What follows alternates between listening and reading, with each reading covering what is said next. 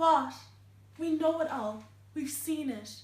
We stare and stare behind a screen, shocked by the amazing news about war. We think nothing can be done, but there is a lot to be done. We need to do something. We're so caught up in our own doings to do anything.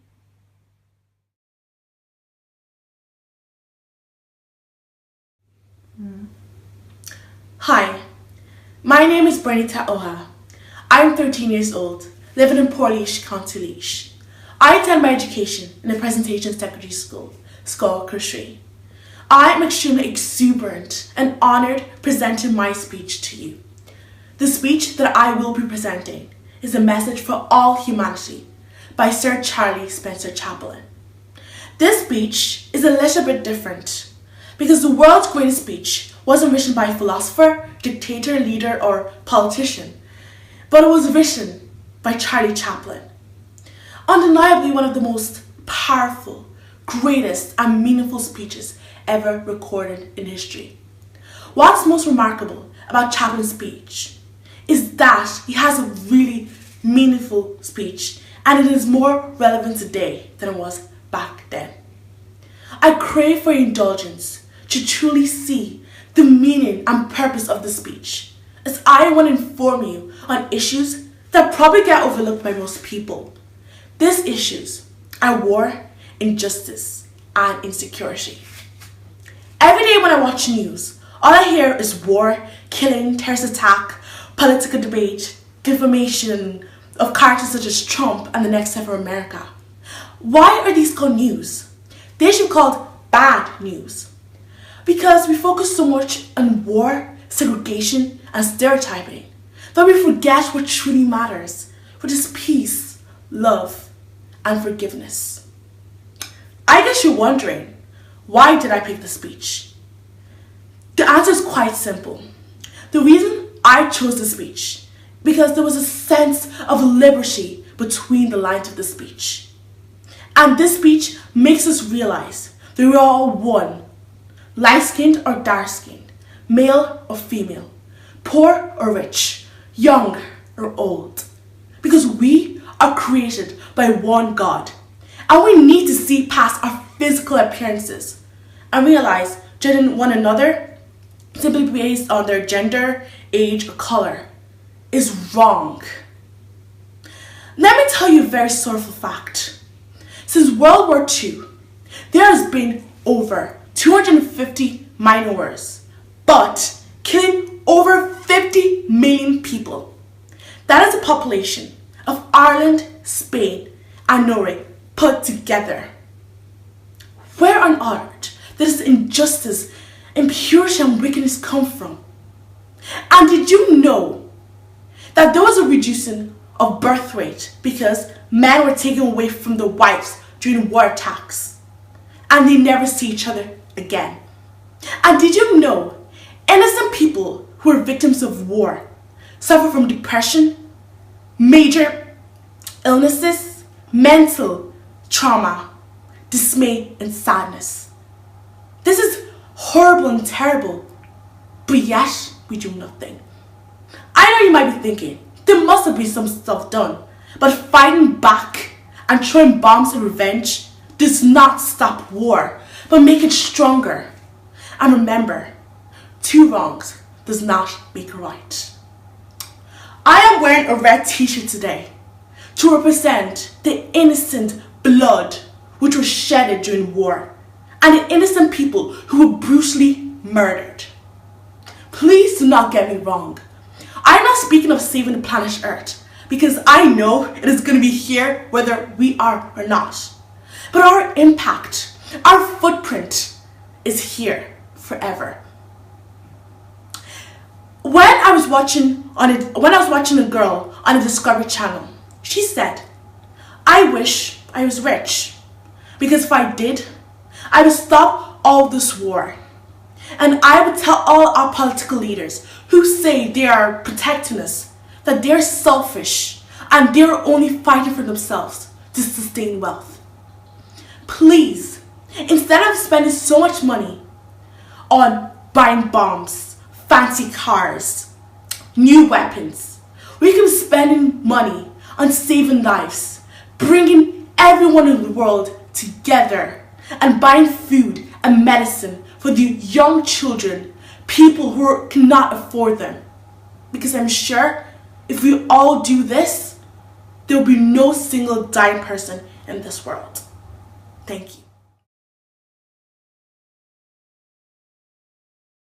I'm sorry, but I don't want to be an emperor. That's not my business. I don't want to rule or conquer anyone. I should like to help everyone if possible. Jew, Gentile, black man, white. We all want to help one another. Human beings are like that. We don't want to hate or despise one another. We all want to live by each other's happiness, not by each other's misery. In this world, there's room for everyone, and the good earth is rich and can provide for everyone.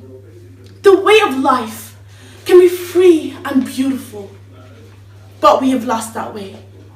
Greed has poisoned men's souls, has barricaded the world with hate, has goose-stepped us into misery and bloodshed. We have developed speed, but we have shut ourselves in. Machinery that gives abundance has left us in want. Our knowledge has made us cynical, our cleverness hard and unkind. We think too much, but feel too little. More than machinery, we need humanity. More than cleverness, we need kindness and gentleness. The airplane, without these qualities, all will be lost and life will be violent. The airplane and the radio have brought us closer together. The very natures of these inventions cries out for the goodness of man, cries out for the universal brotherhood, for the unity of us all. Now that I speak, my voice is reaching to millions throughout the world. Millions of despairing men, women, and little children. A system that makes men torture and imprison innocent people. To those who can hear me, I say, do not despair. The misery that is now upon us is but the passing of greed. The bitterness of men who fear the way of human progress. The hate of men will pass and dictators die. And the power they took from the people will return to the people. And as long as men die, liberty will never perish. Don't give yourself to brutes.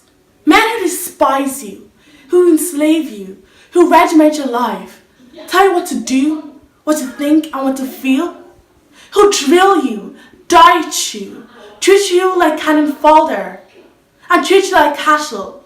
Don't give yourself to these unnatural men, machine men, with machine minds and machine hearts. You're not machines. You're not cattle. You're men. The love of humanity are in your hearts. You don't hate. Only the unloved hate. The unloved and on the unnatural. Soldiers, don't fight for slavery. Fight for liberty. In the 17th chapter of St. Luke, it is written, the kingdom of God is within man. Not in one man or a group of men, but in all men. In you the people, have the power to create machines, the power to create happiness. You, the people, have the power to make this life free and beautiful, to make this life a wonderful adventure. You, the people, then in the name of democracy, let us use that power. Let us unite. Let us fight for a new world. Let us fight for a decent world where men have a chance to work and give youth a future and old age a security. By the promise of these things, brutes have risen to power. But they lie. They do not fulfill that promise. They never will. Dictators free themselves but enslave the people. Now let us fight. Let us fight to free the world.